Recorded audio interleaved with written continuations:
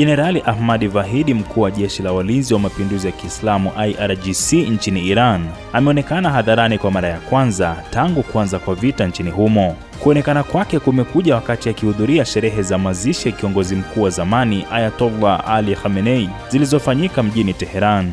Tukio hili linaashiria kurudi kwake katika macho ya umma baada ya kipindi kirefu cha kutokuonekana, kukiwa na wasiwasi mkubwa wa kiusalama kufuatia mauaji yaliyowalenga viongozi wakuu wa kijeshi wa Iran.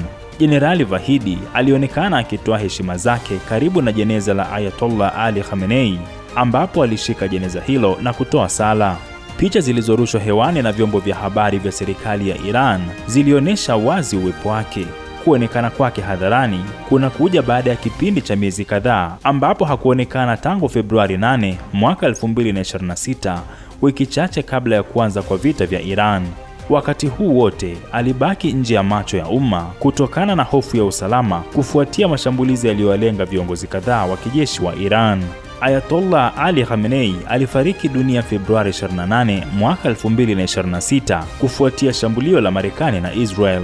Kifo chake kilitangazwa na serikali ya Iran, ambayo pia ilitangaza siku 40 za maombolezo ya kitaifa.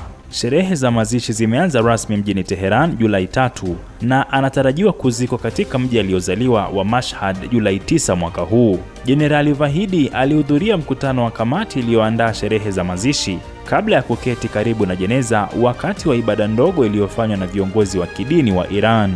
Jenerali Vahidi aliteuliwa kuwa mkuu mpya wa jeshi la walinzi wa mapinduzi ya Kiislamu IRGC Machi 3 mwaka 2026. Anajulikana kama jenerali mwenye nguvu na ushawishi mkubwa ambaye amekuwa akichangia pakubwa katika kuunda msimamo mkali wa Iran katika mazungumzo ya kumaliza vita. Kuonekana kwake hadharani kunatoa ishara ya utulivu na mwendelezo wa uongozi wa kijeshi nchini Iran, licha ya ripoti zisizothibitishwa zilizokuwa zikisambaa kuhusu uwezekano wa yeye kuuawa katika mashambulizi ya anga ya Israel mjini Tehran. Abdul Nasser Mwita, Rubaza Kimataifa.